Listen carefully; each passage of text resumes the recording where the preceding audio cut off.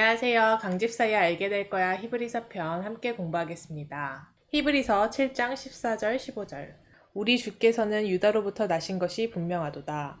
이 지파에는 모세가 제사장들에 관하여 말한 것이 하나도 없고 15절 멜기세덱과 같은 별다른 한 제사장이 일어난 것을 보니 더욱 분명하도다. 그래서 오늘 지금 살펴볼 히브리서 7장 14절 15절은 저번 시간에 살펴봤던 11절 이하에서 레위 제사장직이 불완전하기 때문에 레위 계통의 제사직분이 아닌 다른 계통의 제사장직이 필요했다. 그 필요성에 대해서 이어서 설명을 하고 있습니다.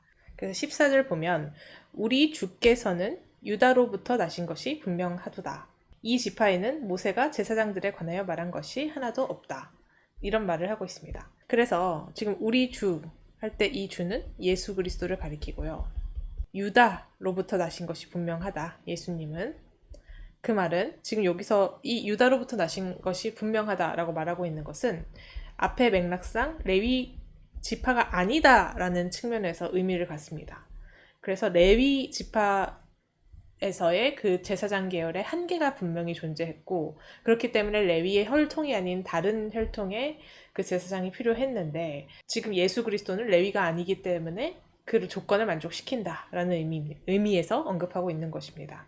우리 주께서 예수 그리스도께서는 유다로부터 나신 게 분명하다.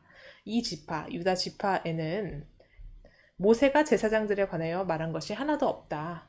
지금 이 말은 모세가 그 지파에 관해서 언급한 내용들 중에 유다 지파에 대해서 언급한 부분에는 제사장들에 말한 것이 없다라는 의미입니다. 그거는 신명기 33장 7절에서 모세가 유다 지파에서 말한 부분이 나와 있습니다. 한번 함께 살펴보겠습니다. 신명기 33장 7절 유다에 대한 축복은 이러하니라. 일러스되 여호와여 유다의 음성을 들으시고 그의 백성에게로 인도하시오며 그의 손으로 자기를 위하여 싸우게 하시고 주께서 도우사 그가 그 대적을 치게 하시기를 원하나이다.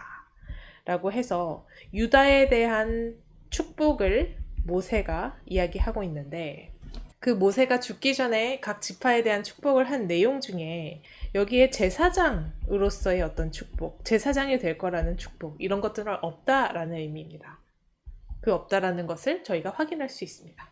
그래서 지금 히브리서 7장 14절에서 그래서 이 지파에는 모세가 제사장들에 관해서 말한 것은 하나도 없다라는 의미이고 그리고 15절은 멜기세덱과 같은 별다른 한 제사장이 일어난 것을 보니 더욱 분명하도다. 우리가 지금 이 맥락은 계속 11절, 12절, 13절에서 이어온 맥락은 레위의 제사장이 갖는 한계 그래서 다른 제사장이 필요하다라는 것에 논거를 지금 대고 있는 것입니다.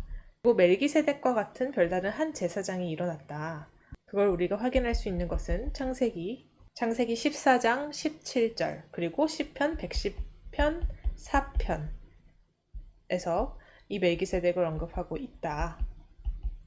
그런 걸 봐도 이제 레위 계통의 제사장 계열이 유일한 성경에서의 제사장이 아니다.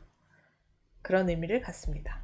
그래서 지금 히브리서 7장에서 이제 멜기세덱이 언급되는데 우리가 6장 20절에 예수님이 대제사장이 되셨다라는 것이 처음 언급되면서 그러니까 6장 20절 보면 그리로 앞서가신 예수께서 멜기세덱의 반차를 따라 영원히 대제사장이 되어 우리를 위하여 들어가셨느니라 라고 해서 처음 언급되는데 결국은 예수님이 대제사장이 되셨는데 그건 멜기세덱의 반차를 따른 것이고 그러면 이 멜기세덱은 누구냐라는 점을 성경에 나타나 있는 사실을 확인해가면 성경에 나타나 있는 멜기세덱에 대한 설명을 근거로 해서 멜기세덱이 얼마나 우월하고 멜기세덱이 레위 제사장보다 더 먼저 있었다라는 것을 설명해 주는 게 7장 1절에서 10절이었다면 11절 이하에서는 그 멜기세덱을 따른 제사장이 필요하다라는 그 주장을 하고 있다.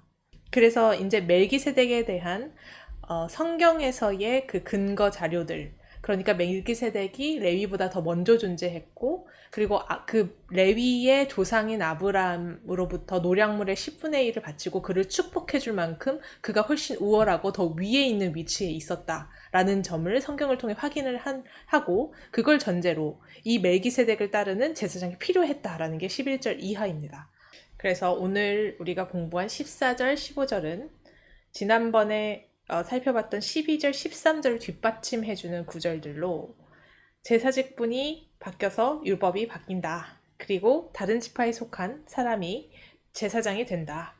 그 근거로 오늘 주신 말씀은 예수님은 유다로부터 나왔다.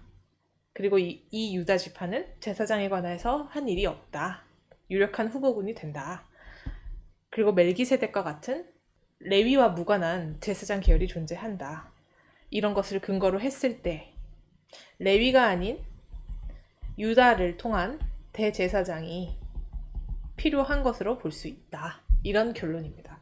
그래서 어쩌면 사실 이 논리적인 연결고리가 그렇게 촘촘해 보이진 않습니다. 멜기세덱 이후에 그 레위가 아닌 유다로부터의 어떤 멜기세덱의 반차를 따르는 대제사장이라는 것에 예가 많이 있는 것도 아니고, 성경에서 이제 찾아내서 그 논리가 이제 그렇게 촘촘하다고 볼 수는 없지만, 멜기세덱의 어떠한 특성들을 이제 추출해내서 그 예수님의 대제사장성의 우월성과 레위 제사장의 한계를 극복하는 점들을 극적으로 표현하고 있다라고 볼 수 있겠습니다. 다음 시간에 또 이어서 살펴보겠습니다. 감사합니다.